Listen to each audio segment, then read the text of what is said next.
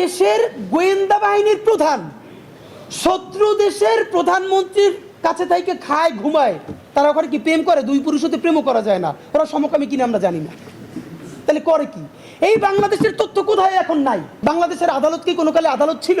দেখেন এখানে গুম কমিশন বলছে 164 ধারায় যখন যাদেরকে গুম করা হয়েছে তাদেরকে যখন জবানবন্দি দেওয়া হতো, যিনি এই অপরাধ করেন নাই, যিনি জঙ্গিপনায় জড়িত নাই, আমরা বলি না তো বাংলাদেশে জঙ্গিপনা ছিল না, কম বেশি সবসময় ছিল। হাসিনা এবং ভারত এই জঙ্গিদেরকে পালছে বাংলাদেশের স্বাধীনতা ধ্বংস করার জন্য, এবং এই জঙ্গি নামটা দিয়া যারা নিরপরাধ মানুষ তাদেরকে সে ফাঁসাইতো। তো এইরকম যখন প্রচন্ড মারামারি করে প্রচন্ড নির্যাতন করে আদালতে যখন জবানবন্দির জন্য দাঁড় করাইতেছে, ভিকটিম যখন প্রচন্ড সাহস নিয়ে আদালতের কাছে বলতেছে যে আমাকে এত অত্যাচার করা হয়েছে, আসলে আমি এগুলোর সাথে জড়িত না। দেখেন কি ভয়াবহ ব্যাপার, আদালত আইন শৃঙ্খলা বাহিনীকে ডেকে বলতেছে কি পিটান পিটাইতেছেন যে এখনো স্বীকার করে না, এখনো বলে যে আমি এইটা করি নাই। এরপরে হাসিনা সেখানে আছে, মানে করে কি? সব থেকে ভয়াবহ হলো কবির, সে হাসিনার নিরাপত্তার সাথে ছিল, সে গিয়া সমস্ত তথ্য দিয়ে এরপর আবার বাংলাদেশে আসছে। এখন আমরা শুনতে পাই সে নাকি 2-1 দিন আগে পালাই গেছে। আপনাদের মাধ্যমে জানতে চাই, অসমর্থিত জায়গা থেকে আমরা শুনেছি এই ওয়ারেন্ট জারির একদিন আগে আর্মিকে জানানো হয়েছে আগামীকালকে যেহেতু ওয়ারেন্ট জারি হবে আপনারা তাদেরকে পাস করে দেন, এবং ইতিমধ্যে তাদেরকে সেই এক্সিট দেওয়ার পরিকল্পনা চলছে, সম্ভবত কয়েকজনকে সেই এক্সিট দিয়ে ফেলা হয়েছে। আপনাদেরকে স্পষ্ট জানাতে চাই, এই রাষ্ট্রটা কি ভবিষ্যতে একটা পাকিস্তান রাষ্ট্র হবে নাকি স্বাধীন সার্বভৌম বাংলাদেশ রাষ্ট্র হবে? এইবার এইটাই চূড়ান্ত সিদ্ধান্ত গ্রহণ করতে হবে। পাকিস্তান আর্মি জনগণকে গ্রহ করতে দেয় নাই, পাকিস্তান আর্মি জনগণের উপরে আধিপত্যবাদ কায়েম করবার কারণে রাষ্ট্রটা ফাংশন করতে পারে নাই। আমরা এখানে আর্মিকে আমাদের দেশপ্রেমিক এবং স্বাধীনতা সার্বভৌমত্বের সব থেকে বড় ভ্যানগার্ড মনে করি, কিন্তু যেটা হয়েছে দেখেন, এই আর্মির সকল জুনিয়র অফিসার জুলাই গণ অভ্যুত্থানের পক্ষে দাঁড়ালো। যখন আর্মির এই সিনিয়র গণহত্যাকারীগুলো তারা সবাই বসে দেখলো যে জুনিয়র অফিসারদেরকে কথা বলে মানানো যাচ্ছে না, সুতরাং এখন আমরা তাদের পক্ষে গিয়ে তাদেরকে নিরস্ত্র করি। কারণ আমরা জেনেছি অনেকে ঘোষণা দিয়েছিলেন তারা সিনিয়রদের আদেশ অমান্য করে যদি জনগণকে কেউ গুলি করে তারা তাদের বিরুদ্ধে গুলি করবে। যখন দেখলো তখন আর্মির চেইন অফ কমান্ড ভেঙে পড়বে, জুনিয়র অফিসাররা যেহেতু সিনিয়রদেরকে নিরাপত্তা দেয় তখন জুনিয়র অফিসারের গুলিটা সেই গণহত্যাকারী মেজর জেনারেলের বুকেও চলে যেতে পারে, সুতরাং তারা দ্রুত অবস্থান পরিবর্তন করে তাদের পক্ষে চলে গেছে। এরপর তাদেরকে নিরস্ত্র করে শান্ত করে 626 জন গণহত্যাকারীকে পালাইতে সুযোগ করে দিচ্ছে। এরপর বাকি বাংলাদেশকে এভাবে করতেছে। বাংলাদেশের সেনাবাহিনীর সকল সিপাহী এবং দেশপ্রেমিক সিনিয়র এবং জুনিয়র অফিসারদেরকে বলতে চাই, আপনারা যতক্ষণ বাংলাদেশের স্বাধীনতা সার্বভৌমত্বের পক্ষে ছিলেন, হাসিনার অন্যায়ের বিপক্ষে ছিলেন, ততক্ষণ পর্যন্ত আপনাদেরকে জাতিগতভাবে সম্মান জানানো, আপনাদেরকে সেলিব্রেট করা এবং আপনাদেরকে নিরাপদ করা 18 কোটি বাংলাদেশের নাগরিকের দায়িত্ব ইনশাআল্লাহ। আপনাদেরকে কোনো সিনিয়র বদমাইশ, কোনো সেবাদাস আপনাদের কিচ্ছু করতে পারবে না। আপনার স্বাধীনতার উপরে থাকেন, সার্বভৌমত্বের উপরে থাকেন। এবং যেই 28 জনের নাম এসেছে, দেখেন এখানে আরেকটা ন্যারেটিভ আপনাদেরকে একটু আমি 2 মিনিটের সামারিটা পড়ে শোনাই। অভিযুক্ত বাহিনী, গুম কমিশন যেই বাহিনীগুলোর নাম বলেছে, খেয়াল করে দেখবেন ডিজিএফআই এবং জিআইসি মানে টিএফআই যেটা র্যাবের, এই দুইটা ছাড়া র্যাবেরই নাম আছে। যেমন দেখবেন যে র্যাব 1, 2, 3, 4 থেকে শুরু করে একদম র্যাব 11 পর্যন্ত, হাতে কোনো 2-1টা বাদ আছে। এখন এইখানে একটা ব্যাপার মনে হচ্ছে কি, যেখানে তো সবাই র্যাবের, আপনারা নিশ্চয়ই জানেন পলিটিক্সটা হলো র্যাবের গুম সংক্রান্ত যে অপারেশন যাদের হাত ধরে এরা সবাই আর্মি থেকে পদায়িত ছিল, এই জন্য এখানে আর্মি লেখার দরকার নাই। খুবই কৌশলের সাথে যাতে সরাসরি অ্যালিগেশনটা আর্মির বিরুদ্ধে না যায়, কারণ আর্মির বিরুদ্ধে যদি যায় তাহলে পিস কমিশনে তাকে নেওয়া বন্ধ হয়ে যাবে, ব্যবসা বাণিজ্য ক্ষতিগ্রস্ত হবে। এই জন্য সরাসরি আর্মিকে না রেখে তাদেরকে র্যাবে পদায়ন করেছে।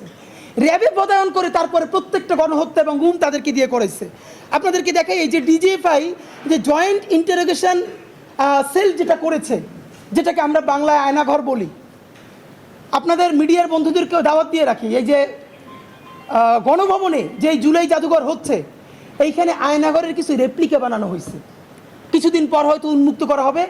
যেই আয়নাঘরগুলো পাওয়া গেছে মোটামুটি ঠিক ওইভাবে কপি করে বানানো হয়েছে।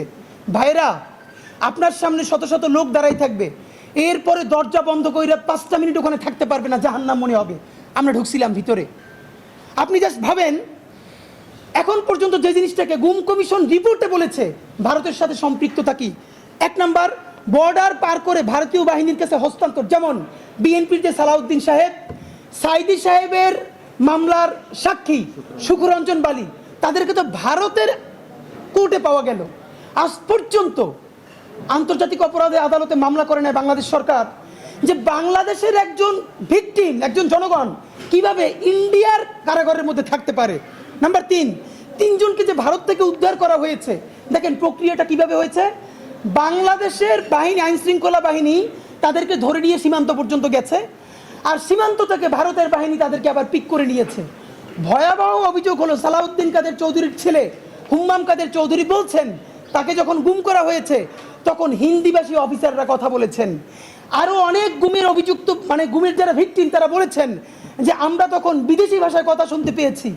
একটা দেশের স্বাধীনতা, সার্বভৌমত্ব বেঁচে আছে, এইটা আপনি কীভাবে বিশ্বাস করবেন যে প্রতিবেশী দেশ থেকে হিন্দিভাষী অফিসার এসে পিলখানায় হত্যা করে, এইখানে গুম করে? এমনও ঘটনা ঘটেছে, আপনাদেরকে বলি, তথ্য বলতে পারবো না, এটা ভবিষ্যতের বাংলাদেশ বলবে। ইন্ডিয়ান এজেন্সি একজনকে গুম করবে, বাংলাদেশ সেনাবাহিনীর একটা অংশ তাকে গুম করতে দিবে না, রাস্তায় মুখোমুখি হয়ে গেছে তারা। ইন্ডিয়ান এজেন্সি এক পাশে এবং তাদের পাশে সেবাদাস যে গ্রুপ বাংলাদেশের, আর একটা হলো দেশপ্রেমিক ফোর্স, তারা প্রতিবাদ করছে না আমরা গুম করতে দিব না।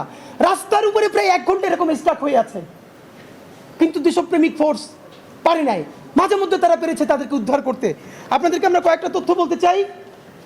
বাংলাদেশ সরকার ভারতের কাছে সহযোগিতা চেয়েছিল যে কারা কারা গুম করেছে অথবা ভারতের মধ্যে কারা আশ্রিত ছিল ভারত যেন জানায়। ভারত এখন পর্যন্ত উত্তর দেয় নাই। সব থেকে খারাপ একটা যে জঘন্য কাজ, বাংলাদেশের আদালত কি কোনো কালে আদালত ছিল? দেখেন এখানে গুম কমিশন বলছে 164 ধারায় যখন যাদেরকে গুম করা হয়েছে তাদেরকে যখন জবানবন্দি দেওয়া হতো, যিনি এই অপরাধ করেন নাই, যিনি জঙ্গিপনায় জড়িত নাই, আমরা বলি না তো বাংলাদেশে জঙ্গিপনা ছিল না, কম বেশি সবসময় ছিল। হাসিনা এবং ভারত এই জঙ্গিদেরকে পাচ্ছে বাংলাদেশের স্বাধীনতা ধ্বংস করার জন্য, এবং এই জঙ্গি নামটা দিয়া যারা নিরপরাধ মানুষ তাদেরকে সে ফাঁসাইতো। তো এইরকম যখন প্রচণ্ড মারামারি করে, প্রচণ্ড নির্যাতন করে আদালতে যখন জবানবন্দির জন্য দাঁড় করাইতেছে, ভিকটিম যখন প্রচণ্ড সাহস নিয়ে আদালতের কাছে বলতেছে যে আমাকে এত অত্যাচার করা হয়েছে, আসলে আমি এগুলোর সাথে জড়িত না। দেখেন কি ভয়াবহ ব্যাপার। আদালত আইন শৃঙ্খলা বাহিনীকে ডেকে বলতেছে কি পিটাইতেছেন যে এখনো স্বীকার করে না, এখনো বলে যে আমি এইটা করি নাই। এই ছিল বাংলাদেশের আদালত। আপনি আসেন গুমের শিকার রাজনৈতিক নেতৃবৃন্দ, আরে মব তো করছে আর্মির এই গ্রুপ যারা আয়না ঘর ভাঙে ফেলছে। কারা মব করছে? এই মব উস্কাইয়া দিয়া মিডিয়াকে ডিজিএফআই বলে দিচ্ছে সারাদিন মব দেখাও। এই ফাঁকে ফাঁকে আমরা কি করব? আমরা প্রত্যেকটা আয়নাঘর ভাঙে ফেলবো। এই ফাঁকে আমরা কি করব? ক্যান্টনমেন্ট থেকে 626 জন যে গণহত্যাকারী তাদেরকে আমরা পাচার করে দিব। এই ফাঁকে আমরা কি করব? আপনি ভাবেন এদেশের নিরাপত্তা কোথায় আছে? এই রাষ্ট্র টিকেই রেখেছে আল্লাহর গণ, এইখানে 18 কোটি জনগণ। এই জনগণ ক্যান্টনমেন্টের জনগণ নয়, এলিট জনগণ নয়, এই জনগণ ভ্যানওয়ালা, সবজিওয়ালা, শিক্ষার্থী, শিক্ষক, বাংলাদেশের আপামর জনগণ। নইলে এই দেশ থাকে? ভাবেন ডিজিএফআই হলো বাংলাদেশের তথ্যের এবং গোয়েন্দার প্রাণকেন্দ্র, নিরাপত্তার প্রাণকেন্দ্র। সেই ডিজিএফআই এর সাবেক প্রধান এখন মোদির আশ্রয়ে আছে, মোদির আশ্রয়ে দিল্লিতে ফ্ল্যাটে আছে।